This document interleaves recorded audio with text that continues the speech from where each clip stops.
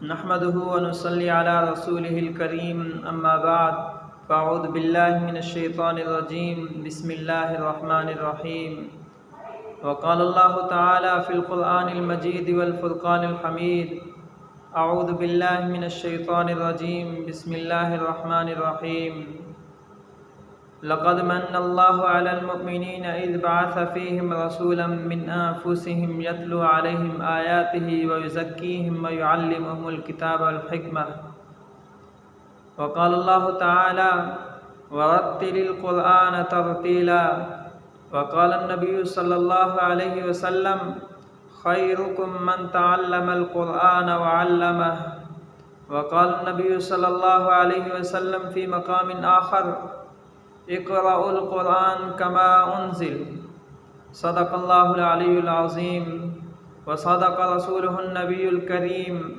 व नहनु अला ज़ालिका लमिनश शाहिदीन वश्शाकिरीन वल्हम्दुलिल्लाहि रब्बिल आलमीन। मेरे अज़ीज़ साथियों, ये जो दो आयात पढ़ी हैं और दो अहादीस पढ़ी हैं, इनमें अल्लाह तबारक व तआला ने हमारे ऊपर हमारे लिए जो कुरान करीम नाजिल फरमाया है उसकी आज़मत, उसके पढ़ने का क्या अंदाज़ होना चाहिए, इस बारे में अल्लाह तबारक व तआला इरशाद फरमाते हैं वरत्तिलिल क़ुरआन तरतीला, कि कुरान करीम को जब तुम पढ़ो तो कुरान करीम को जल्दी जल्दी नहीं पढ़ो, बिगाड़ कर नहीं पढ़ो, बल्कि कुरान करीम को अहसन अंदाज के साथ बिल्कुल आहिस्ता आहिस्ता पढ़ें, खूबसूरत आवाज़ के साथ पढ़ें और उसकी जो हुरूफ की अदायगी है उसकी भी मुकम्मल तरह से ख्याल रखें। इसी तरह नबी करीम सल्लल्लाहु अलैहि वसल्लम की जो हदीस है कि खैरुकुम मन तअल्लमल क़ुरआन व अल्लमा, कि पूरी उम्मत में से वो आदमी सबसे ज़्यादा बेहतर है जो कुरान करीम पढ़ता है या दूसरों को पढ़ाता है। तो मेरे अज़ीज़ साथियों, इससे उन लोगों के लिए खुशखबरी है जो या तो कुरान करीम को छोड़ते नहीं हैं बल्कि पढ़ते रहते हैं, उसकी तिलावत करते रहते हैं, उसकी तिलावत में कभी सुस्ती नहीं करते। उनका जो रोज़ाना का मामूल होता है कि हमने कितनी मंजिल पढ़नी है, अल्लाह तबारक व तआला की किताब में से हमने कितनी रोज़ाना तिलावत करनी है, तो वो रोज़ाना की बुनियाद पर करते रहते हैं, उसमें सुस्ती नहीं करते। और दूसरा उनके लिए खुशखबरी है, उन लोगों की भी आज़मत बयान की गई है जो कुरान करीम दिन रात सिखा रहे हैं, बच्चों को पढ़ा रहे हैं। तो मेरे अज़ीज़ साथियों, और दूसरी हदीस में नबी करीम सल्लल्लाहु अलैहि वसल्लम ने फरमाया इक़राउल क़ुरआन कमा उन्ज़िल, इसमें कुरान करीम कैसे पढ़ें। तो मेरे अज़ीज़ साथियों, आप सल्लल्लाहु अलैहि वसल्लम की इस हदीस से ये पता चलता है कि कुरान करीम को वैसे पढ़ें जैसे कुरान करीम को नाजिल किया गया है। तो मेरे अज़ीज़ साथियों, कैसे पता चलेगा कैसे नाजिल किया गया है।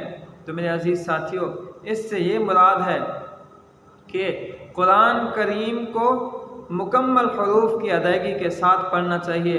कुरान करीम के जो हुरूफ हैं उनको सही से अदा करना चाहिए। मेरे अज़ीज़ साथियों, इक़राउल क़ुरआन कमा उन्ज़िल से यही मुराद है कि कुरान करीम को बिगाड़ कर ना पढ़ें। दूसरी चीज़ें होती हैं, हम देखते हैं कि हम इंग्लिश सीखते हैं, दूसरी चीज़ें सीखते हैं, क्यों सीखते हैं, और हमारी ये कोशिश होती है कि उसको गलत ना बोलें। हमारे मुसलमानों के लिए ये बात आयब है कि अगर हम इंग्लिश के प्रोनाउंसिएशन को यानी उसकी अदायगी को अगर हमारी गलत हुई तो दूसरा हंसेगा, लेकिन अगर हम कुरान करीम गलत पढ़ते रहें तो हम उसके लिए फ़िक्र नहीं करते कि हमें सीखना चाहिए ताकि कुरान करीम को पढ़ने का हक़ अदा हो। मेरे अज़ीज़ साथियों, कुरान करीम की अज़मत मैं क्या बयान करूं। नबी करीम सल्लल्लाहु अलैहि वसल्लम ने फरमाया कि जब 1000 साल पहले कुरान करीम को फ़रिश्तों के सामने पढ़ा गया तो फ़रिश्ते कुरान करीम की तिलावत सुनकर बेसाख्ता बोल उठे कि वो उम्मत कितनी खुशनसीब होगी जिस उम्मत पर ये कुरान करीम नाजिल किया जाएगा। वो उम्मत वो कान, वो ज़ुबानें, वो दिल, वो सीने कितनी खुश नसीब होंगे जिनमें कुरान करीम महफूज होगा। वो ज़ुबान कितनी खुश नसीब होगी जिस ज़ुबान से इस कुरान करीम की तिलावत की जाएगी। वो कान भी कितनी खुश नसीब होंगे जिन कानों से इस कुरान करीम की तिलावत सुनी जाएगी। वो हाथ भी कितनी खुश नसीब होंगे जिन हाथों से इस कुरान करीम को उठाया जाएगा। वो ज़ुबान, वो लब भी कितनी खुश नसीब होंगे जिनको कुरान करीम का बोसा देना नसीब होगा। वो आँखें कितनी खुश नसीब होंगी, वो सीने कितनी खुश नसीब होंगे, वो आँखें जो कुरान करीम की ज़ियारत करेंगी, वो सीने जिसमें कुरान करीम महफूज होगा, उससे कुरान पाक मोहब्बत का इजहार करते हुए मुसलमान अपने सीनों से लगाएंगे। तो उन सीनों की अज़मत क्या बयान करें मेरे अज़ीज़ साथियों। दूसरी जगह आप सल्लल्लाहु अलैहि वसल्लम के एक सहाबी ने, दूसरा ये है कि जब भी कोई मुसलमान कुरान करीम की तिलावत फरमाता है तो वहाँ फ़रिश्तों का सकीना नाजिल होता है। इसी तरह का एक वाक़या भी है कि एक सहाबी कुरान करीम की तिलावत फरमा रहे थे। उन्होंने 2-3 मरतबा देखा कि ऊपर से कोई रोशनी आ रही है जो आहिस्ता आहिस्ता नीचे आ रही है। तो मेरे अज़ीज़ साथियों, जब अगले दिन उस सहाबी ने ये वाक़या नबी करीम सल्लल्लाहु अलैहि वसल्लम को सुनाया कि मैं जब कुरान करीम पढ़ता था तो देखता था कि एक रोशनी सी है जो आहिस्ता आहिस्ता नीचे आ रही है, लेकिन जैसे ही मैं कुरान करीम की तिलावत बंद करता था, रोकता था, तो वो आहिस्ता आहिस्ता ऊपर जाना शुरू हो जाती थी। तो नबी करीम सल्लल्लाहु अलैहि वसल्लम ने फरमाया, ए मेरे सहाबी, तू नहीं जानता कि वो फ़रिश्तों का सकीना था कि तुम जब कुरान करीम की तिलावत करते तो वो आहिस्ता आहिस्ता नीचे आ रहे थे। अगर तुम कुरान करीम की तिलावत जारी रखते तो एक टाइम ऐसा भी आता कि वो ज़मीन पर आ जाते और लोग भी उनको देख सकते थे। मेरे अज़ीज़ साथियों, ये वो कुरान करीम, ये वो वाक़यात हैं जिससे कुरान करीम की आज़मत का पता चलता है। तो मेरे अज़ीज़ साथियों, हमें भी चाहिए कि हम कुरान करीम को दिन रात पढ़ें। हमें दूसरी चीज़ों के लिए तो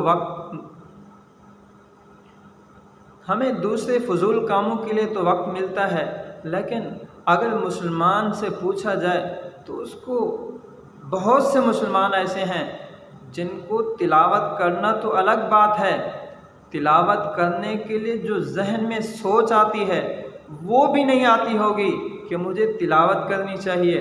तो मेरे अज़ीज़ साथियों, हमारी आदत कैसे बनेगी, इसके लिए लाजमी है कि हम एक दिन में एक वक्त मुतय्यन कर लें। वो सुबह का वक्त हो, वो दोपहर का वक्त हो, या वो फिर शाम का वक्त हो।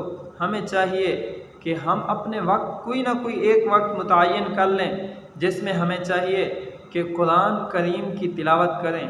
और कितनी तिलावत करनी चाहिए वो भी मुतय्यन होना चाहिए कि मैं रोज़ाना इतनी तिलावत करूँगा। मेरे अज़ीज़ साथियों, आखिरी बात करके इस बात को समेटूँगा।